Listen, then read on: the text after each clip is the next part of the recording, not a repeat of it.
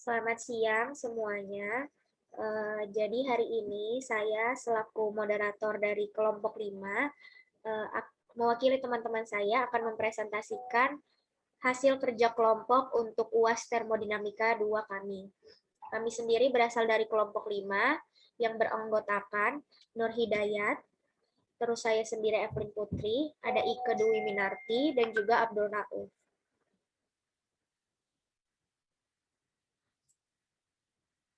Next. Selanjutnya, kami diberikan soal 14.18, di mana soalnya yaitu produksi 1,3 butadina dapat dilakukan dengan dehidrogenasi 1 butena dengan reaksi berikut. Reaksi di samping dapat ditekan dengan masuknya uap.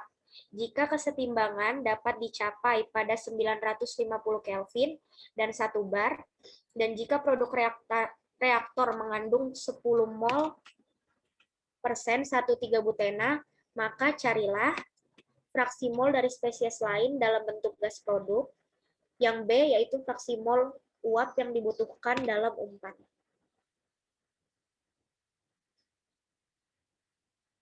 Untuk penyelesaiannya, step 1 dimulai dengan menentukan fraksi masing-masing dari reaksi. Dengan menggunakan rumus fraksi yaitu YI sama dengan NI per N. Bisa dilihat persamaannya. Untuk butena itu dimisalkan dengan 1, untuk butadina dimisalkan dengan 2, dan untuk hidrogen dimisalkan dengan 3. Untuk uap atau steam sendiri dimisalkan dengan X.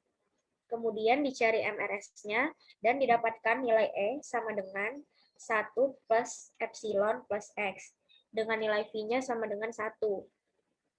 Dan didapatkan Y1 sama dengan 1 dikurang E dibagi 1 plus epsilon plus X. Untuk Y2 sama dengan Y3, di mana didapatkan hasil E dibagi 1 plus epsilon dibagi 1 plus epsilon plus X dengan nilai 0,1. Selanjutnya akan dijelaskan oleh teman saya Abdul Rauf. Kepada Abdul Rauf dipersilahkan. Ya, Assalamualaikum warahmatullahi wabarakatuh. Di sini yang di step kedua kita untuk mencari nilai delta G dan delta H, yang dimana kami dapatkan referensinya ini di buku Sweet Panes dan di Avendik referensinya. Jadi di sini dimana di referensi ini dituliskan nilai delta H butan yaitu sekitar min 540 dan juga delta G butan yaitu sekitar 70.340. Adapun untuk butadin yaitu nilai delta H-nya itu yaitu sekitar 109,240. Adapun delta G-nya itu sekitar 149,795. Dan di sini untuk senyawa hidrogen yaitu di mana nilainya adalah min 4,2. Adapun nilai delta G-nya itu sekitar 17,6.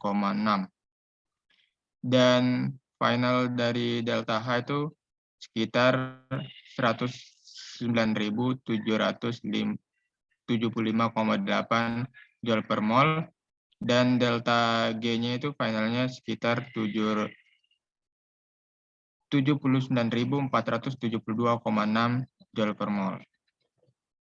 Ya, mungkin selanjutnya.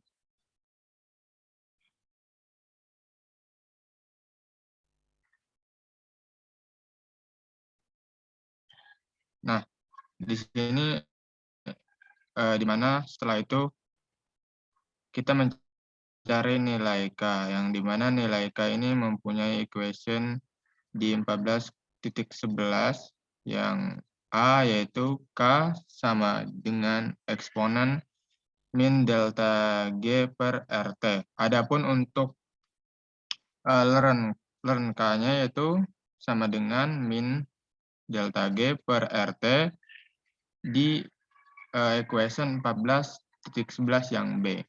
Adapun untuk mencari nilai delta G yaitu sama dengan delta H dikurang T per T0, delta H 0 dikurang delta G 0 plus R. Adapun untuk sebelum mencari delta G ini kita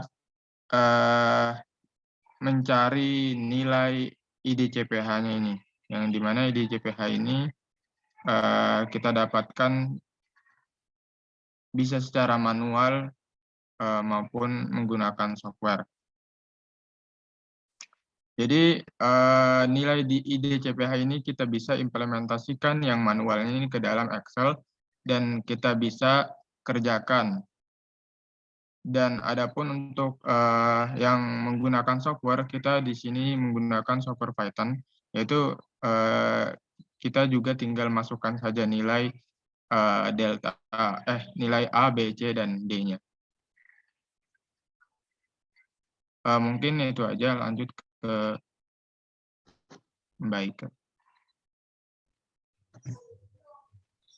Oke, baik. Selanjutnya adalah mencari nilai IDCPH dan IDCPS. Nah, sebelumnya itu kita memasukkan dulu datanya itu menggunakan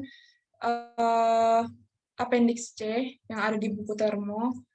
Nah, di mana di situ data yang didapatkan satu butena itu delta A-nya 1,967, delta B-nya 0,03163, delta C-nya min 9,873, 10 pangkat min 6, delta D-nya 6.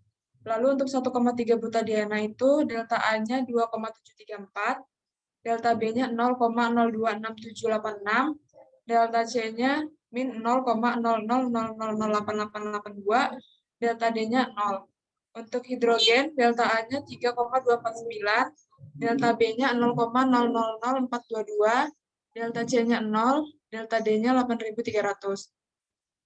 Kemudian, untuk delta finalnya, itu menggunakan rumus produk dikurang reaktan, di mana produknya di sini 1,3 butadiena dan hidrogen, dan reaktannya itu 1 butena.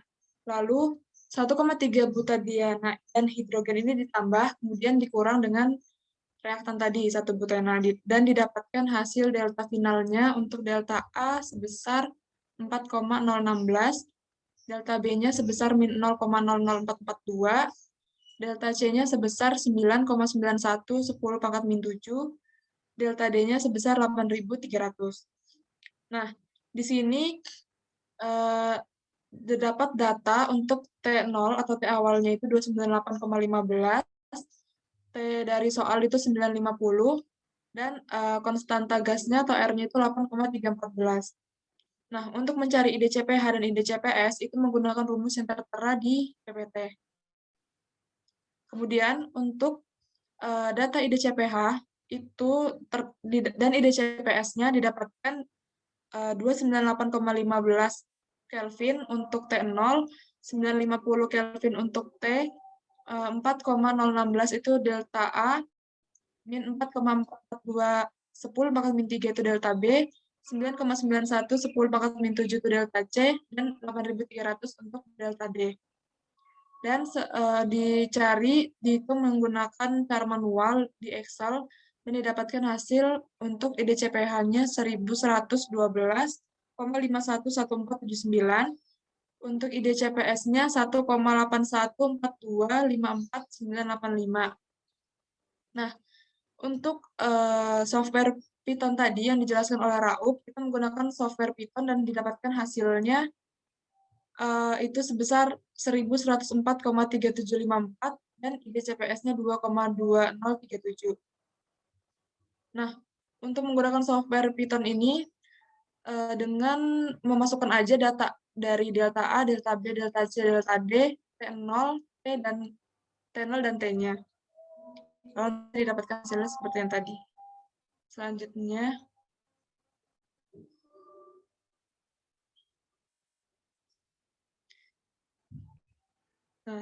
adalah menghitung nilai delta G dan K. Nah, untuk menghitung nilai delta G, itu menggunakan rumus yang tertera di PPT, di mana delta H0-nya itu adalah seperti yang di data, yaitu 298,15 dan delta G0-nya itu 298,15. Kemudian untuk data R, T, dan T0-nya itu seperti di data, R-nya 8,314, T-nya 950, dan T0-nya 298,15. Sehingga setelah dihitung, dihasilkan delta G-nya sebesar 8.140,13101. Lalu, menghitung K-nya itu menggunakan rumus eksponen min delta G per RT, dan didapatkan hasilnya 0,3567836. Selanjutnya akan dijelaskan oleh teman saya Nur Hidayat. Ya, untuk selanjutnya mencari nilai epsilon dan nilai X. Nah, di mana untuk rumusnya sendiri itu didapatkan dari equation 14.28 di buku Thermodinamika Smith-Pennes edisi 8. Itu di mana di mana rumusnya Pi Y1 pangkat Pi sama dengan P per P0 pangkat min V dikali K. Nah, karena di soal itu P-nya 1 bar, terus P0-nya itu kita itu P0 gas ideal, yaitu 1 bar juga. Jadi 1 dibagi 1. Untuk min V-nya kan 1. Jadi 1 pangkat minus 1. Nah, hasilnya juga 1. Jadi ini bisa diabaikan aja. Sehingga untuk rumusnya menjadi K sama dengan V YI pangkat VI. Nah, pasti kalau dimasukkan nilai YI-nya masing-masing, yaitu Y1, Y2, Y3, didapatkan K sama dengan Y1 pangkat minus 1, Y2 pangkat 1, dan Y3 pangkat 1. Terus didapatkan lagi persamaan K-nya yang lebih tepat, yaitu Y2 dikali Y3 per Y1. Untuk Y1 itu udah didapatkan dari step pertama tadi, di mana kita mencari fraksi mol masing-masing, yaitu Y1-nya 1 min epsilon per 1 ditambah epsilon ditambah X, dan Y2-nya sama dengan Y3-nya juga, dan didapatkan hasilnya epsilon per 1 ditambah epsilon ditambah X, karena diketahui nilainya jadi 0,1. Kita masukkan saja langsung nilainya masing-masing. Dapatkan K sama dengan 0,1 dikali 0,1 dikali 1 ditambah X tambah epsilon per 1 min epsilon.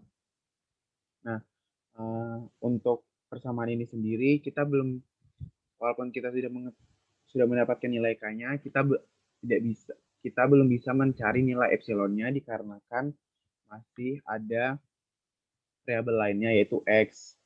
Sehingga terdapat dua nilai yang tidak diketahui. Maka dari itu, kita mencoba browsing untuk mencari jawaban yang benar, sehingga didapatkan dua referensi jawaban. Itu didapatkan sama seperti ini persamaannya, tapi mereka melampirkan persamaan baru, yaitu epsilon sama dengan K per K ditambah 0,1. Karena kita juga bingung, belum dapat titik terang, jadi kita nganggapnya sepertinya rumus epsilon ini memiliki ketetapan atau memang memiliki rumus seperti ini, sehingga kita pakai rumus ini, dapatkan epsilon sama dengan K per K ditambah 0,1. Untuk nilai K-nya sendiri kita sudah dapat, sehingga dimasukkan ke rumus, didapatkan nilai epsilonnya 0,78107928. Setelah itu kita cari nilai X-nya. Karena epsilonnya sudah diketahui, kita cari nilai X-nya menggunakan persamaan Y2, dikarenakan Y2 sudah memiliki nilai itu 0,1. Terus untuk rumusnya sendiri, Y2 sama dengan epsilon per 1 ditambah epsilon ditambah X. Karena epsilon sudah diketahui, Y2-nya diketahui, sehingga digunakan goalseek di Excel, yaitu Y2-nya sama dengan Y2-nya sama dengan 0,1, didapatkan X-nya 6,01532594. Nah, setelah didapatkan nilai X dan epsilon, terakhir kita tinggal menjawab soalnya, yaitu yang pertama, yang A, yaitu menghitung Y1 dan Y air. Untuk Y1 sendiri itu fraksi dari mol senyawa satu buten. Terus untuk Y air sendiri itu dikarenakan pada soal kan sudah dijelaskan bahwa kita mengumpankan sebuah steam. Jadi di step 1 juga kita misalkan steam tadi X. Nah, berarti nanti untuk produk keluarannya juga pasti ada hasil dari steam itu, yaitu air, fraksi air. Nah, untuk menghitungnya Y1 karena udah diketahui tadi, rumus Y1-nya 1 min epsilon per 1 ditambah epsilon ditambah X. Kita masukkan X, kita masukkan epsilon, didapatkan nilai Y1-nya 0,02808. Untuk dari fraksi air sendiri, itu rumusnya 1 min 0,2 min Y1. Kenapa 1? Karena itu jumlah dari keseluruhannya. Untuk 0,2 itu dari molnya 1,3 butadien sama hidrogen sama-sama 0,1, jadi jumlahnya 0,2. Untuk Y1 sendiri yang sudah kita hitung tadi yaitu fraksi 1 buten, sehingga didapatkan fraksi air 0,77192. Setelah itu menghitung Y-steam atau umpan reaktor tadi. Untuk rumusnya Y-steam sama dengan X per 1 ditambah X.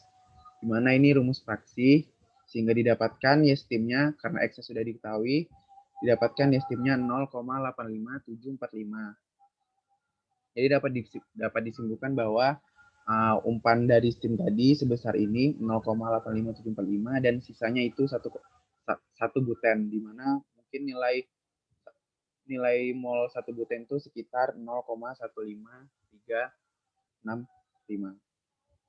Mungkin sekian penjelasan dari saya kembalikan ke Pelin. Terima kasih untuk teman-teman saya yang sudah menjelaskan. Semoga melalui video ini soal yang kita jelaskan dapat tersampaikan dengan baik dan dapat mudah dipahami. Untuk perhatiannya, saya ucapkan terima kasih. Selamat siang.